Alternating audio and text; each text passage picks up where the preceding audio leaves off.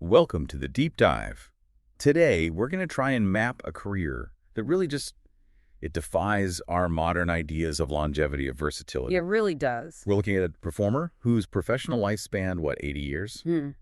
From her first film during World War II right through to the streaming age. An incredible arc. We are, of course, talking about Dame Angela Bridget Lansbury. And the sheer scope of what she did, across film and the stage and television, it suggests more than just talent. It's this unmatched ability to reinvent herself.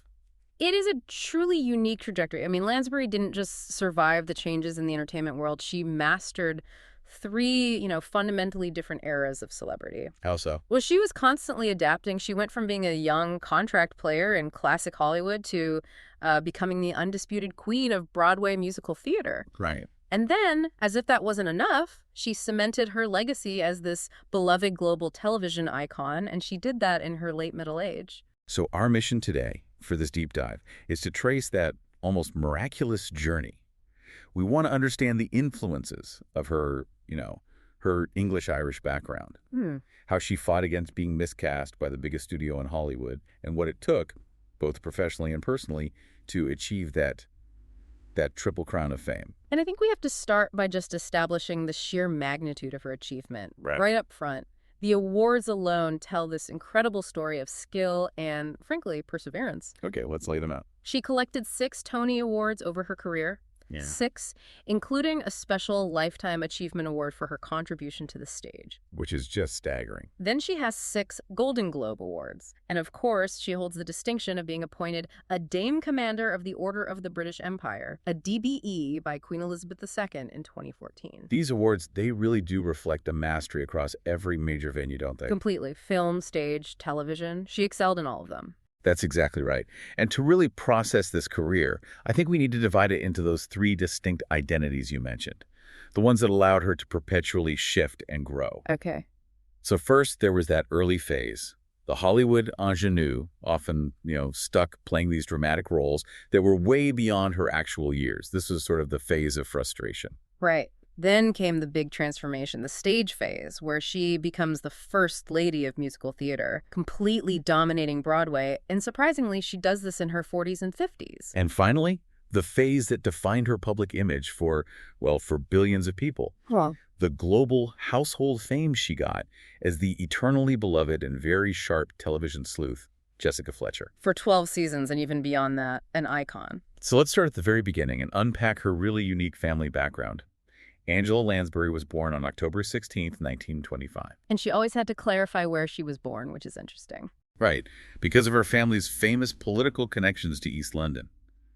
The family was steeped in the history of Poplar, but she was actually born into a very comfortable upper-middle-class home in Regent's Park in central London. Her parents provided this fascinating, almost contradictory mix of wealth, art, and pretty radical politics. Let's start with her mother. Her mother was Moyna McGill, an Irish actress who had a really notable career for herself on the London stage in the West End. Yeah, and then her father, Edgar Lansbury, he was a wealthy English timber merchant, which is where the family's financial stability came from.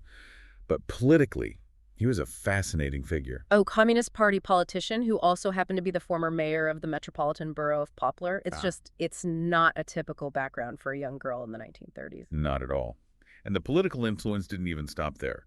Her paternal grandfather was George Lansbury, a truly towering figure in British Labour politics. He was the actual leader of the Labour Party from 1932 to 1935, a major public figure. And Angela Lansbury remembered him with his genuine reverence.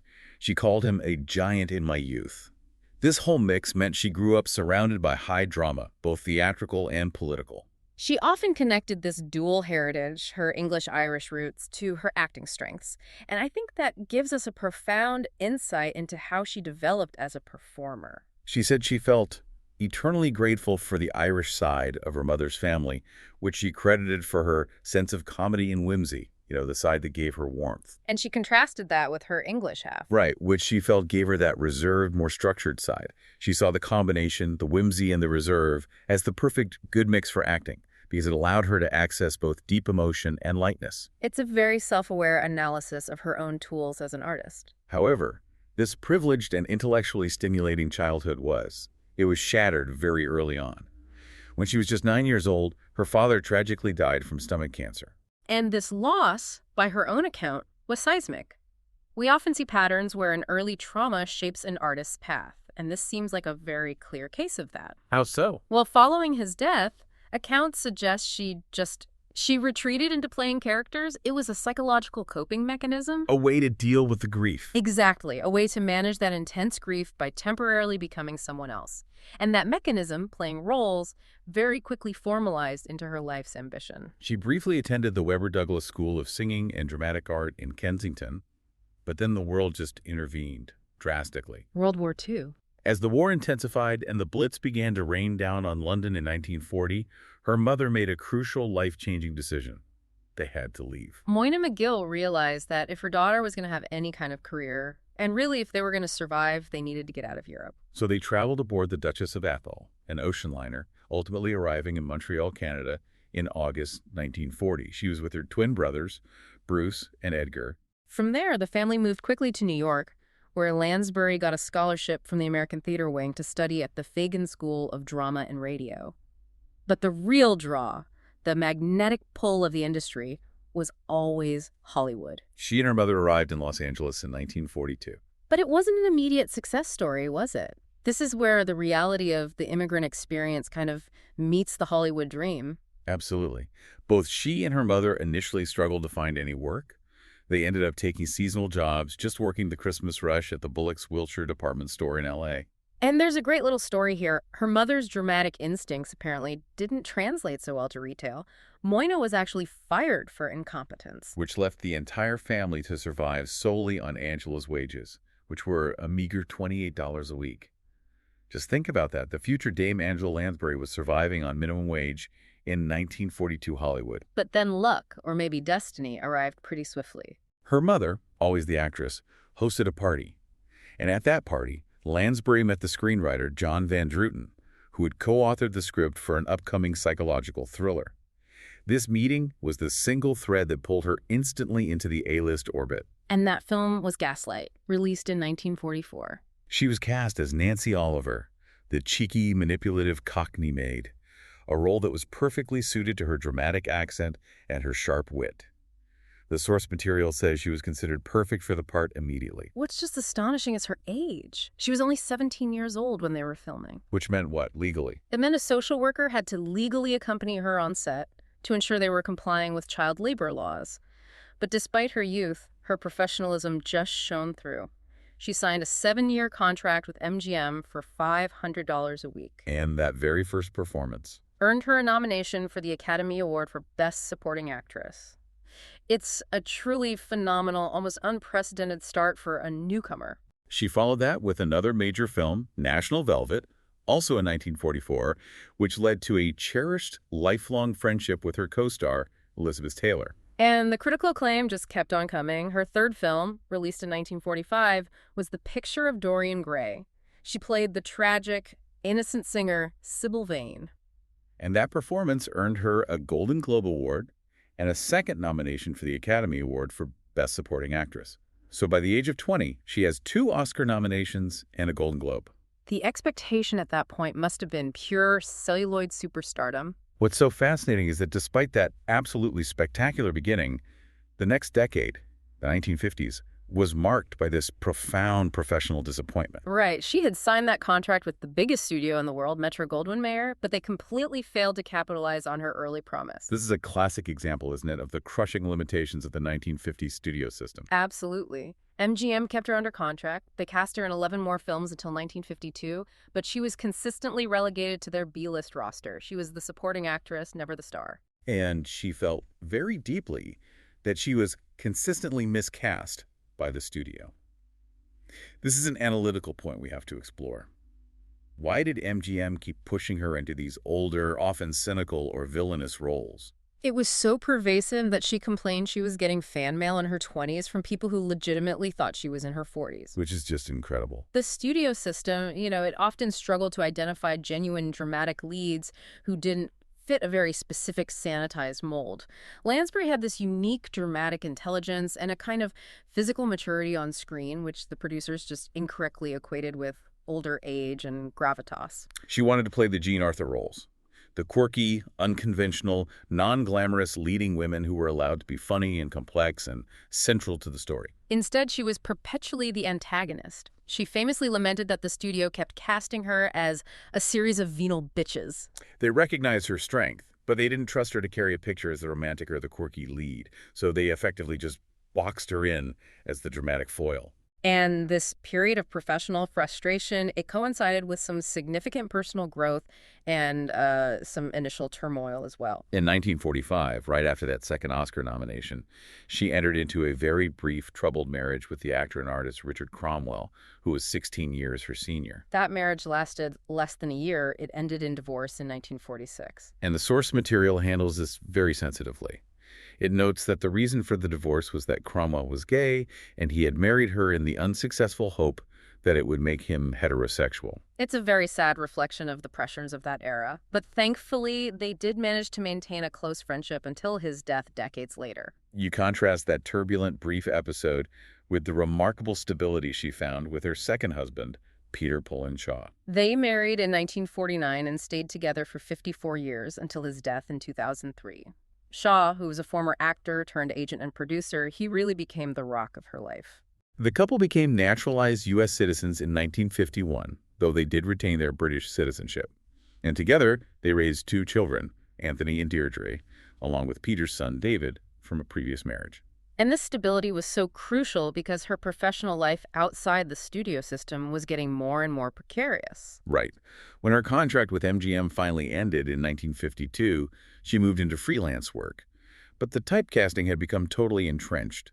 She struggled to find leading roles in A-list films. So she began supplementing her film work with appearances on the stage. She made her Broadway debut in a French burlesque called Hotel Paradiso in 1957. She actually credited that theatrical work with preventing her career from totally fizzling out during that long dry spell. The depth of her desperation for work in this era is really emphasized by some of the roles she took. In 1961, she starred in the Elvis Presley film Blue Hawaii, playing the mother of Presley's character. And here is the truly shocking fact that underscores her miscasting. She was only 36 years old. And merely 10 years older than Elvis himself. When she talked about this role later, she was very open about it. She admitted she took it because she was desperate. That just shows you the grinding reality of being a B-list actress in Hollywood at that time. But the roles she accepted during this period, however desperate she felt, eventually led to a critical cinematic triumph. In 1962, she starred in the Cold War thriller The Manchurian Candidate. She took on the role of Eleanor Iceland, the terrifying, hyper-patriotic, and utterly manipulative mother who was actively collaborating in a conspiracy to destroy America. This performance was just a masterclass in psychological villainy. It instantly redefined her cinematic image from just a supporting actress to a genuine critical force. And again, the age difference was absurd. She was only 3 years older than Lawrence Harvey, who played her brainwashed son. The fact that she could pull off the role of a woman 2 decades older with this chilling intensity that defined the film, it just speaks volumes about her talent. It's astonishing. Critics and audiences recognized it instantly. The performance earned widespread acclaim.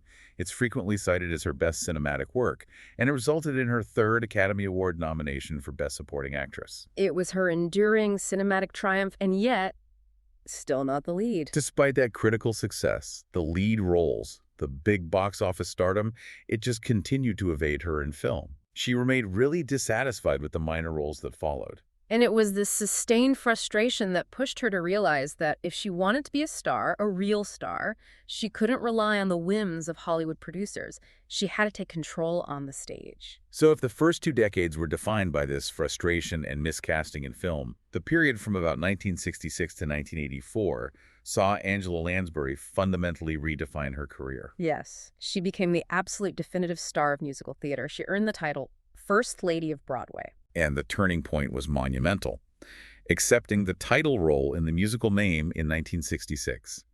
Mamie was the musical adaptation of the beloved novel Auntie Mame, and the role required just unparalleled charisma, comedic timing, physical presence. What's truly fascinating, and what the source material really emphasizes, is that the critics were genuinely surprised she was cast. Why is that? At 41, she was primarily known as a dramatic film actress, a supporting player. This was her very first starring role on stage, and it required her to manage this incredibly elaborate production. We're talking over 20 costume changes, 10 complex songs, extensive dance training, none of which she was really known for. But the risk paid off. Immediately. Her performance as the glamorous, bohemian Mame Dennis was an overwhelming triumph. She captured the spirit of the character perfectly. The reviews were ecstatic, praising her energy, her ability to make the role her own. The show was a massive hit. And she won her first Tony Award for Best Leading Actress in a Musical. Right. The cultural impact was also huge. The character of Mame Dennis was already a massive cult figure, particularly in the gay community, because of the novel's themes of nonconformity and acceptance. And Lansbury's portrayal just amplified this. She gained this immense cult following. She even analyzed this connection herself. She attributed it to Mame Dennis being every gay person's idea of glamour, this fierce and loyal champion. This triumph on the stage was the validation that Hollywood had denied her for 20 years. And yet, the sting of Hollywood's continued disregard was still sharp. When the film adaptation of Mame was put into production, Lansbury, the Tony-winning definitive stage Mame, she was shockingly overlooked. The studio, prioritizing box office success over stage authenticity, chose the established television and film star Lucille Ball instead. And Lansbury never minimized the impact of that decision. She called it one of my bitterest disappointments. It was a powerful lesson. Even being the best in the world in a role didn't guarantee you'd get the film version. This professional disappointment coincided with a period of intense personal crisis, starting around 1970. It really shows that even at the height of professional success, life can throw devastating challenges your way. It was a traumatic time for the whole family. Her husband, Peter Shaw, was facing serious health issues, undergoing hip replacement surgery. But more critically, their children, Anthony and Deirdre, had become deeply entangled in the destructive excesses of the 1960s counterculture in Southern California. It was a very difficult time. Their son, Anthony, developed severe drug problems. He was struggling with addiction to both cocaine and heroin. And the source material highlights another terrifying detail. Their daughter, Deirdre, became involved with the circle surrounding Charles Manson. And when we talk about this, we have to recognize the vulnerability of her children during that volatile time. They were victims of that environment and the dangerous people who sought to exploit that counterculture movement. The situation was genuinely harrowing. It put the family in immense danger. It was an absolute crisis point for Lansbury as a mother. Dealing with Anthony's spiraling addiction and just the sheer danger of that Southern California environment, Lansbury and Shaw made a radical decision. They fled. They moved from Malibu to a remote, rustic location, Knockmorn Glebe, a farmhouse in rural County Cork, Ireland. This was intended as a life-saving escape. The anonymity of the Irish countryside provided a safe, clean environment that was necessary for Anthony's recovery. And Lansbury noted that the anonymity was so complete that she was known simply as Mrs. Shaw in the local village. She literally stepped away from the spotlight to save her family, proving her primary role was always that of a mother. Despite that intense focus on her family's recovery, she did maintain her theatrical career, often dividing her time between the peace of Cork and the demands of New York. In 1973, she was offered the role of Mama Rose in the musical Gypsy. She initially hesitated, very nervous about following the legendary performance of Ethel Merman, who originated the role. But when she accepted, she completely triumphed. Her performance in Gypsy was transformative. She earned rave reviews, particularly when it opened in London's West End, where it ran for over a year. And when the production moved to Broadway in 1974, it secured her a third Tony Award. She had demonstrated her ability to follow a legend and completely redefine the role. We should also note that at the same time as her stage reign, she also secured some crucial commercial success in family films, which really diversified her audience base. In 1971, she starred in the Disney film Bedknobs and Broomsticks, playing Eglantine Price, the English witch tasked with saving Britain from the Nazis. That film was a major commercial hit for Disney, especially overseas, and as she pointed out, it secured an enormous audience for her, a younger audience that might not have known her from her earlier dramatic villain roles. She continued to show her cinematic versatility in the late 70s, moving into these ensemble roles in Agatha Christie adaptations. In 1978, she played the eccentric, alcoholic novelist Salome Otterborn in Death on the Nile. Right, starring alongside a massive cast, Peter Ustinov, Bette Davis. And that performance earned her the National Board of Review Award for Best Supporting Actress. But the absolute peak of her stage career, the moment that showed her incredible dramatic range in musical theater, that came with her role as Nellie Lovett in Stephen Sondheim's industrial horror musical Sweeney Todd. This was a role of intense psychological complexity. It required significant vocal dexterity to handle Sondheim's intricate scores and witty, rapid-fire lyrics. She took on the role in 1979 and stayed with the difficult production for 14 months. She described her affection for the show, saying she loved the extraordinary wit and intelligence of his lyrics. And that intense, demanding performance earned her her fourth Tony Award. She was now cementing her place as a legend, not just a star. She attempted a quick return to the stage with a revival of Mame in 1983, but it was short-lived and commercially unsuccessful.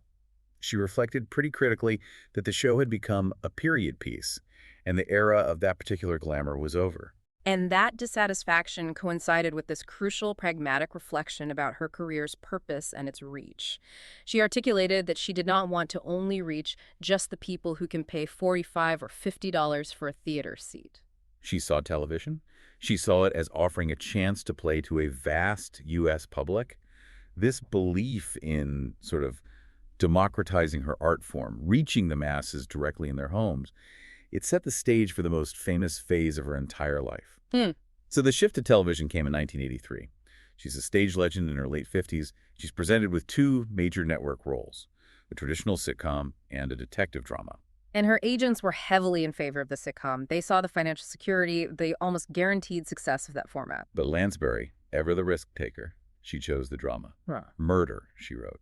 It was choice that prioritized character integrity and creative longevity over immediate trends. And it led directly to the role that would define her public image for the last 4 decades of her life. The character she took on, Jessica Fletcher, instantly resonated with her. A retired English teacher turned enormously successful detective novelist from the fictional, charmingly quaint town of Cabot Cove, Maine.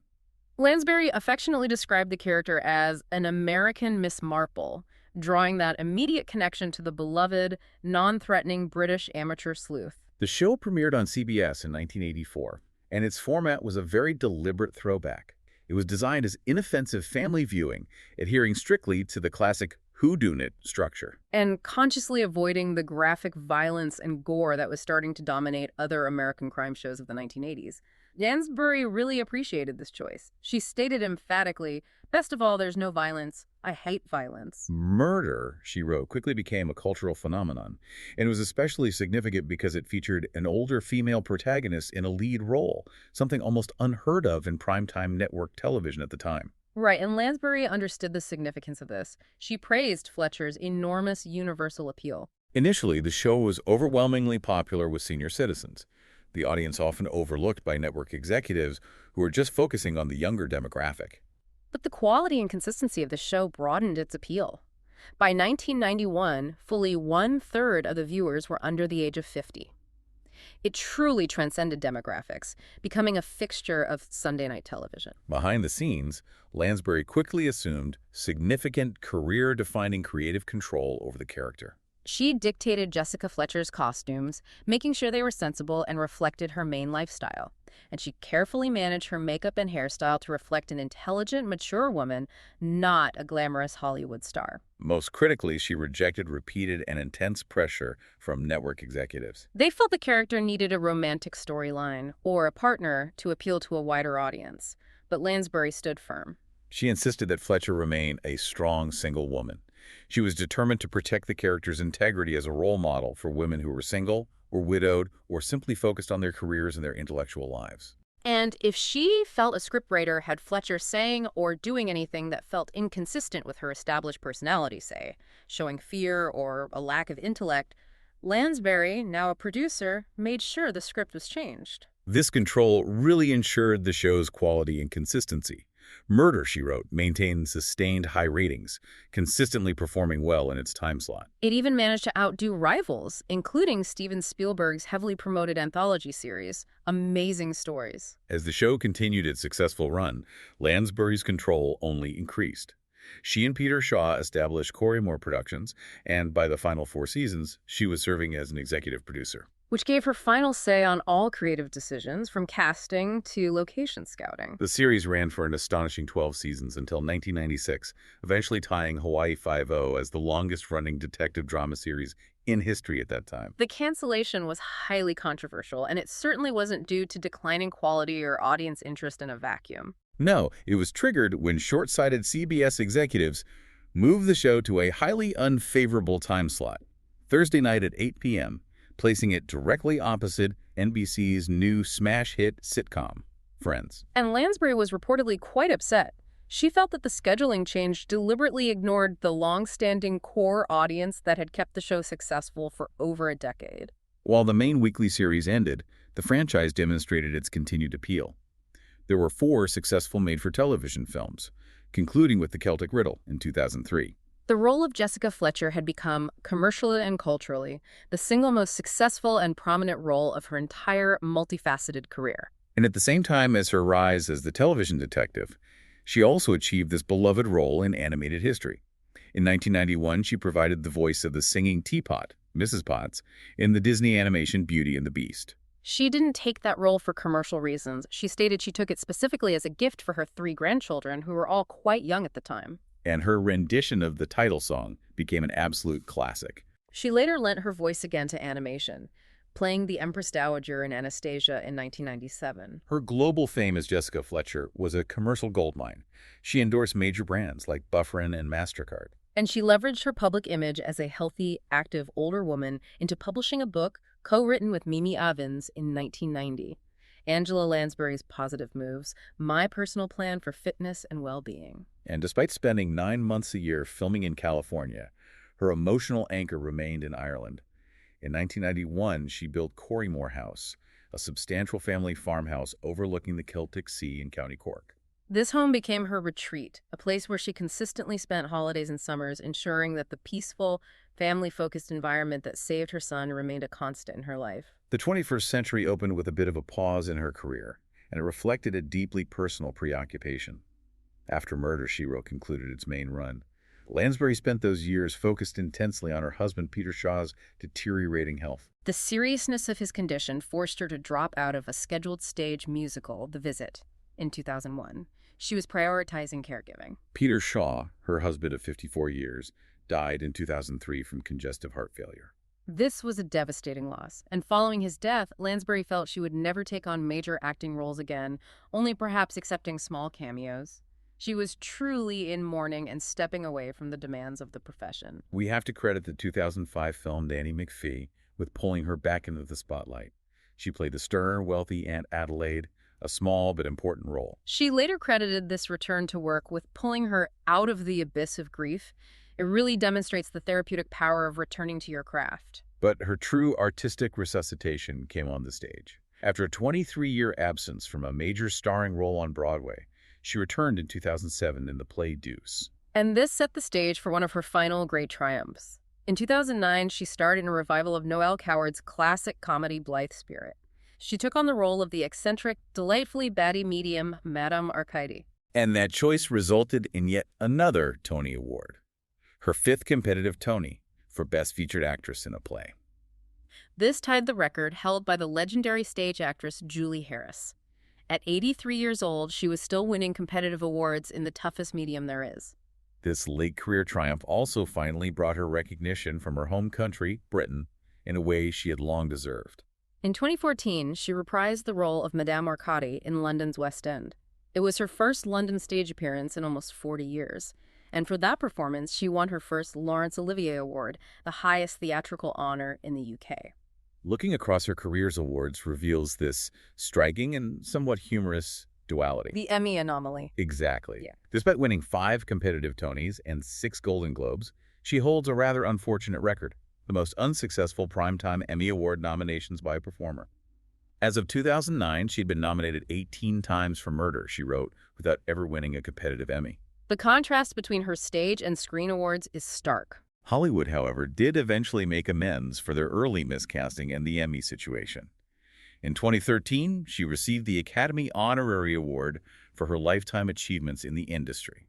And the inscription on that Oscar was deeply meaningful. It cited her for creating some of cinema's most memorable characters, inspiring generations of actors. And perhaps the award she cherished most, the one representing that nod to her political and national heritage, arrived in 2014. When she was appointed Dame Commander of the Order of the British Empire, the DBE, by Queen Elizabeth II, Lansbury spoke with genuine emotion about the honor, calling it that nod of approval by your own country. She remained remarkably active even into her early 90s.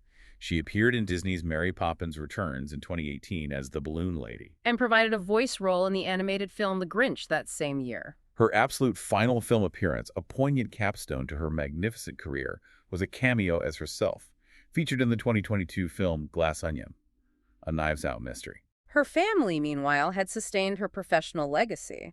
Her son Anthony directed 68 episodes of Murder, she wrote, and her daughter Deirdre established a successful restaurant in West Los Angeles. Throughout her immense career, even at the height of her Jessica Fletcher fame, she was described by those who knew her as profoundly private, meticulous in her preparation, and reserved. Right. The public image of the chatty, busy sleuth was a brilliant performance covering the reality of a fiercely private woman. Dame Angela Lansbury died peacefully in her sleep at her home in the Brentwood neighborhood of Los Angeles on October 11, 2022.